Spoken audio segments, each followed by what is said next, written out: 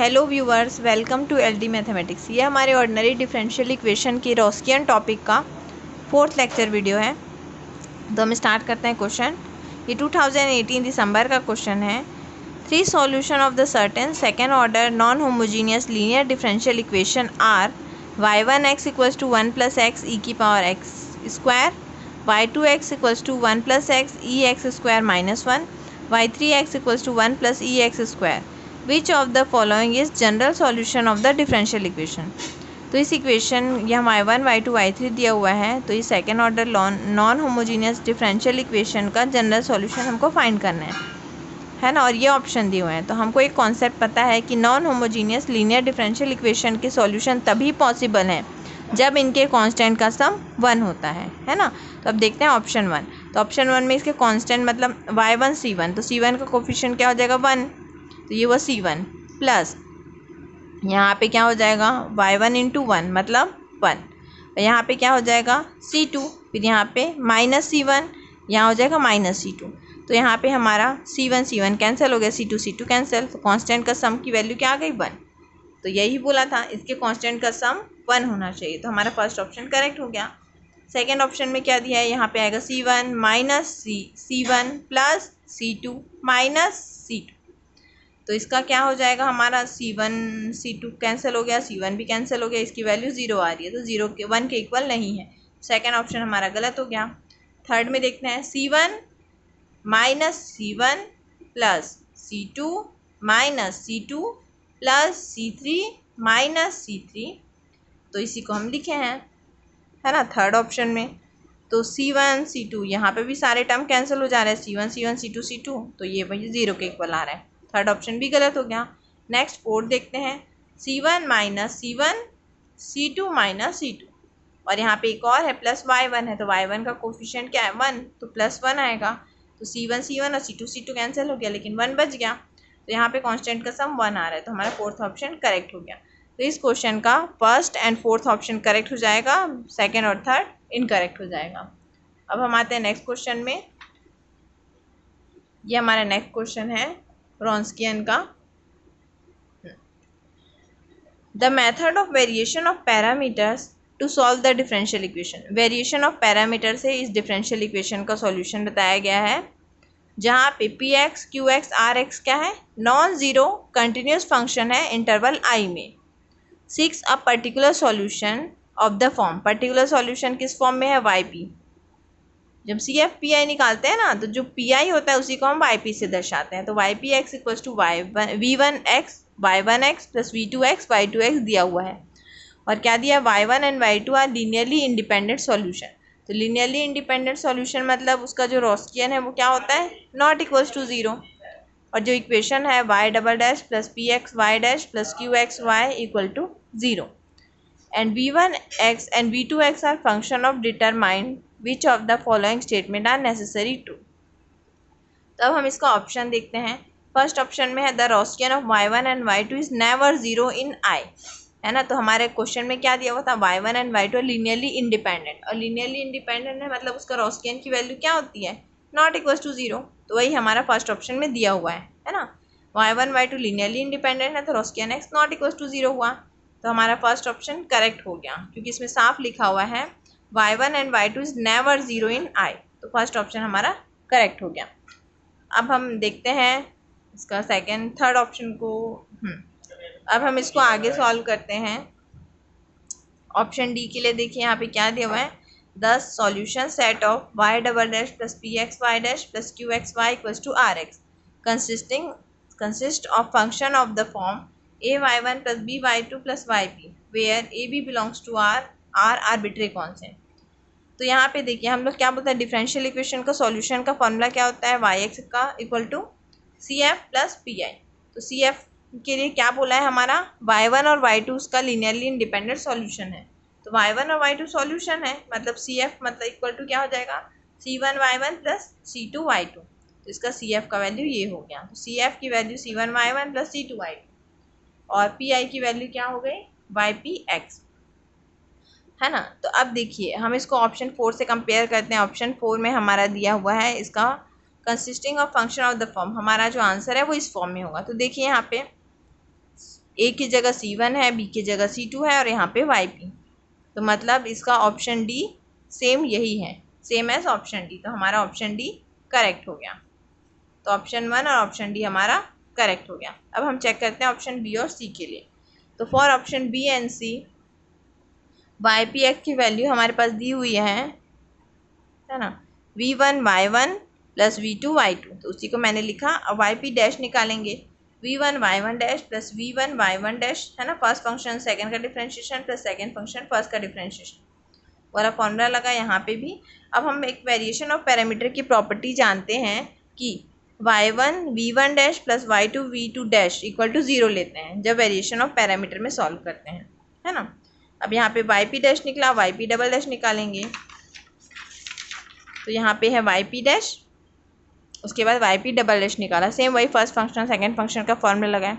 तो ये जो YP डबल डैश निकला, इस इक्वेशन में हमारा Y1 डबल डैश और Y2 डबल डैश नहीं आ रहा है। अगर हमारा Y1 डैश डबल डैश और Y2 डबल डैश आता तब ये इसको सेटिस्फाइड करता। तो YP डबल डैश में Y1 डैश डबल डैश नहीं आ रहा है, तो ये हो भी सकता है और नहीं भी हो सकता। तो देखते हैं हमारा थर्ड ऑप्शन में क्या दिया हुआ था कि Y1 and Y2 may not be twice differentiable but इतना इज ट्वाइस डिफरेंशिएबल। तो मे नॉट बी बोला है, तो नहीं आया है हमारा YP डबल डैश में V1 डबल डैश और V2 डबल डैश नहीं आया, तो हो भी सकता है और नहीं भी, इसलिए हमारा ऑप्शन सी करेक्ट हो गया। तो ऑप्शन बी हमारा इनकरेक्ट हो गया, क्योंकि इसमें साफ लिखा है ट्वाइस डिफरेंशिएबल होता है, बट हमारे सॉल्व करने पे क्या आया, मे नॉट बी, हो भी सकता है नहीं भी। तो इस क्वेश्चन का ऑप्शन ए, सी और डी करेक्ट हो गया, ऑप्शन बी इनकरेक्ट हो गया। अब हम आते हैं नेक्स्ट क्वेश्चन में। ये हमारा नेक्स्ट क्वेश्चन है, 2019 जून में आया है। Let y1x be any non trivial real valued solution of y double dash X plus XYX equals to 0, जहाँ x की वैल्यू 0 से इन्फिनिटी के बीच है, और y2x be the solution of y double dash X plus YX equals to X square plus 2, यहाँ पे y0 y dash 0 equals to 0 है। Then हमको क्या बताना है कि y1x के पास इन्फाइनेटली मैनी ज़ीरोज़ हैं, या y2x के पास इन्फाइनेटली मैनी ज़ीरोज़ हैं, y1x के पास फाइनेटली मैनी ज़ीरोज़ है और y2x के पास फाइनेटली मैनी ज़ीरोज़ हैं। मतलब इसमें दो ऑप्शन करेक्ट हो जाएंगे और दो ऑप्शन इनकरेक्ट हो जाएंगे। तो आगे इसको सॉल्व करते हैं। सबसे पहले क्या बोल रहे हैं यहाँ पे, x की वैल्यू 0 से इन्फिनिटी के बीच है, तो हम चूज़ करते हैं 0 less than x equals to 1। x की वैल्यू हम 1 चूज़ करते हैं जो 0 और इन्फिनिटी के बीच है। तो ये जो गिवन इक्वेशन है यहाँ पे x की वैल्यू 1 रखेंगे, तो y double dash X plus YX equals to 0। तो यहाँ से YX मतलब CF हमारा क्या निकलेगा, C1 cos x plus C2 sin x, है ना। पिछले क्वेश्चन में मैंने बताया कैसे निकालते हैं, m square plus 1 equal to 0। तो यहाँ पे m की वैल्यू प्लस माइनस 1, तो इसका वैल्यू क्या आएगा YX का, C1 cos x plus C2 sin x।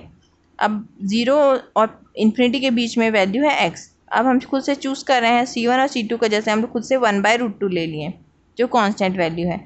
1/√2 किसकी वैल्यू होती है, cos π/4 की। तो y1x की वैल्यू क्या हो गई, cos π/4 cos x plus sin π/4 sin x, है ना। ये वाले इक्वेशन 1 में वैल्यू रखने पे C1 और C2 की वैल्यू हम यहाँ पे रख दिए हैं। तो किसका फॉर्मूला बना, cos a माइनस b का, तो cos x माइनस π/4। अब यहाँ पे जो है x की इनफाइनाइट वैल्यू होगी, जहाँ पे cos की वैल्यू 0 हो रही है, क्योंकि एक टर्म के बाद वैल्यू रिपीट हो रही है ना। cos और sin का जो ग्राफ होता है वो ऐसा होता है। तो यहाँ पे क्या होंगे, इनफाइनाइटली वैल्यू होगी जहाँ cos की वैल्यू 0 होगी। तो y1x के पास इनफाइनाइटली मैनी ज़ीरोज़ होंगे। तो हमारा फर्स्ट ऑप्शन करेक्ट हो गया, है ना। y1x के पास इनफाइनाइटली मैनी ज़ीरोज़ होंगे। तो अपने आप ये थर्ड वाला इनकरेक्ट हो जाएगा कि इनफाइनाइटली मैनी ज़ीरोज़ है, तो फाइनाइट मैनी ज़ीरो नहीं हो सकते। अब हम आगे चेक करेंगे y2x के लिए। तो y2x के हम लोग कैसे बनाए हैं, y double dash X plus YX equals to ये एक्स स्क्वायर प्लस 2, ये इक्वेशन दिया हुआ था। तो यहाँ से हमने निकाला ऑक्सिलरी इक्वेशन, तो d की वैल्यू प्लस माइनस आई, तो YX की value I a cos x plus b sin x। यहाँ पे PI का फॉर्मूला 1/FD इंटू Q होता है। तो Q की वैल्यू क्या है, यहाँ पे राइट साइड में जो होता है वो होता है Q का वैल्यू, तो 1/d square plus 1 x square plus 2। अब हम आगे इसको सॉल्व करेंगे कैसे, तो 1/d स्क्वायर था उसको ऊपर ले जाएंगे, तो 1 + d स्क्वायर की पावर -1 आया x स्क्वायर प्लस 2। तो यहाँ पे बाइनोमियल थ्योरम लगाएंगे तो क्या हो जाएगा, 1 minus D square x square plus 2। अब यहाँ पे ब्रैकेट ओपन करेंगे तो 1 का दोनों टर्म से इंटू हुआ, फिर डी स्क्वायर का दोनों टर्म से। अब इसको सॉल्व करेंगे तो एक्स स्क्वायर प्लस 2 और डी स्क्वायर एक्स स्क्वायर, तो डी स्क्वायर का मतलब क्या होता है, D by D x, differentiation. तो एक्स स्क्वायर का 2 बार डिफ्रेंशिएट करना है। फर्स्ट टाइम डिफ्रेंशिएट करेंगे तो एक्स स्क्वायर का आएगा 2x, सेकेंड टाइम डिफ्रेंशिएट करेंगे तो 2, तो डी स्क्वायर एक्स स्क्वायर की वैल्यू क्या आ गई, -2, यहाँ माइनस था। और 2 को 2 बार डिफ्रेंशिएट करेंगे तो कांस्टेंट है वो 0 हो जाएगा, तो पी आई की वैल्यू आ गई एक्स स्क्वायर। तो y2 equal to C F plus P I, तो y2 x की वैल्यू थी a cos x plus b sin x plus P I की वैल्यू एक्स स्क्वायर। अब y2 डैश x करेंगे तो क्या हो जाएगा, -a sin x plus b cos x plus 2x। अब हमारे पास y0 इक्वल टू 0 दिया हुआ है, तो यहाँ पे हम 0 लेंगे, तो जब a की वैल्यू क्या आ जाएगी 0, तो y डैश 0 इक्वल टू 0 है ना, तो यहाँ पे हम वैल्यू रखेंगे तो इसकी वैल्यू आ जाएगी 1। तो y डैश 0 इक्वल टू 0 हुआ, तो यहाँ पे सॉल्व करेंगे तो इसमें b की वैल्यू भी 0 आ जाएगी ना, हम ये वाले इक्वेशन में रखते जाएंगे तो x की 2 वैल्यू हो गई है ना, क्योंकि एक्स स्क्वायर है तो एक्स स्क्वायर है मतलब 2 वैल्यू हो गई। इसका मतलब y2 के पास क्या होंगे, फाइनाइटली मैनी ज़ीरो, तो हमारा ऑप्शन 4 करेक्ट हो जाएगा। तो उस हिसाब से फाइनाइटली मैनी ज़ीरोस हो गए, तो ऑप्शन 4 हमारा y2 के पास फाइनाइटली मैनी ज़ीरोस हो गए और y1 के पास इनफाइनाइटली मैनी ज़ीरोस, तो इस वजह से हमारा सेकेंड और थर्ड इनकरेक्ट हो गया, अगर फर्स्ट और फोर्थ करेक्ट है तो। अब हम आते हैं नेक्स्ट क्वेश्चन की ओर। ये हमारा नेक्स्ट क्वेश्चन है, 2019 जून में आया है। Consider the equation y double del x plus ax yx equal to 0। ax is continuous function with period t। Let phi1x and phi2x be the basis for the solution satisfying phi10 equals to 1, phi1 dash 0 equal to 0, phi20 equal to 0, phi2 dash 0 equals to 1। Let Roscian of phi1 phi2 denote the Roscian of phi1 and phi2 है ना। तो यहाँ पे हमारा क्या बोल रहा है, Roscian of phi1 phi2 1, Roscian of phi1 phi2 equals to e की पावर x। तो हम सबसे पहले Roscian की वैल्यू निकालते हैं, उसके बाद उसका पीरियड चेक करेंगे क्या होता है पीरियड। तो देखिए सबसे पहले ऑप्शन फर्स्ट और सेकंड के लिए हम चेक करते हैं। पीरियोडिक फंक्शन का फॉर्मूला और डेफिनेशन होता है, periodic function a of x plus T equals to ax होना चाहिए। तो Roscian का फॉर्मूला लगा है c e की पावर माइनस, यहाँ पे माइनस होता है, -a1 अपॉन a0 dx। तो यहाँ पे a1 हमारे टर्म में है ही नहीं, इक्वेशन दिया है उसमें, तो इसकी वैल्यू हो जाएगी 0, तो c e की पावर 0 हो जाएगा, और 0 का इंटीग्रेशन मतलब कांस्टेंट, तो c e की पावर c1, तो इस पूरे को हमने एक नया कांस्टेंट नाम दे दिया c1, मतलब Roscian x की वैल्यू क्या आ गई c1। अब हमारे क्वेश्चन में दिया है Roscian ऑफ phi1 phi2 के फॉर्म में, तो w ऑफ phi1 phi2 मतलब phi1x phi2x phi1 dash x phi2 dash x। तो यहाँ पे 0.0 पे दिया, तो यहाँ पे x हम लोग phi1 phi2 के साथ 0 ले लिए, तो x की जगह 0 लेने पे क्वेश्चन में दिया है phi1 0 की वैल्यू 1, phi2 0 की वैल्यू 0, phi1 डैश 0 की वैल्यू 0, phi2 डैश 0 की वैल्यू 1। अब इसको सॉल्व करने पे इसकी वैल्यू 1 आ रही है, तो डब्ल्यू एक्स इक्वल्स टू क्या था हमारे पास c1, और जो c1 की वैल्यू क्या थी 1 है ना। अब हम ऑप्शन देखते हैं, और Roscian की वैल्यू क्या आ गई 1 है ना। अब देखिए हमारे पास ऑप्शन में क्या दिया था, Roscian ऑफ phi1 phi2 1, तो इसका ऑप्शन 1 करेक्ट हो जाएगा, इस वजह से सेकंड हमारा इनकरेक्ट हो जाएगा कि Roscian ऑफ phi1 phi2 की वैल्यू e की पावर x नहीं हो सकती क्योंकि 1 है। तो फर्स्ट ऑप्शन करेक्ट हो गया, सेकंड वाला इनकरेक्ट हो गया। अब थर्ड और फोर्थ के लिए चेक करते हैं। तो ऑप्शन थर्ड एंड फोर्थ के लिए पीरियोडिक फंक्शन के फॉर्मूले से क्या हो जाएगा, phi1x plus T equals to phi1x और phi2x plus T equals to phi2x। अब इसको डिफ्रेंशिएट करेंगे तो phi1 dash X plus T equals to phi1 dash X और phi2 dash X plus T equals to phi2 dash X हो जाएगा।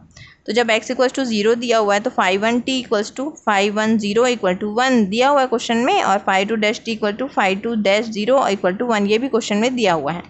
तब हम इसको क्या चेक करेंगे, हमारे ऑप्शन में क्या दिया हुआ है कि phi1 t plus phi2 dash T और phi1 t plus phi2 dash T, इसको सॉल्व करने पे इसकी वैल्यू 2 आ रही है या 1, तो दोनों में से एक आंसर सही होगा और एक आंसर गलत होगा।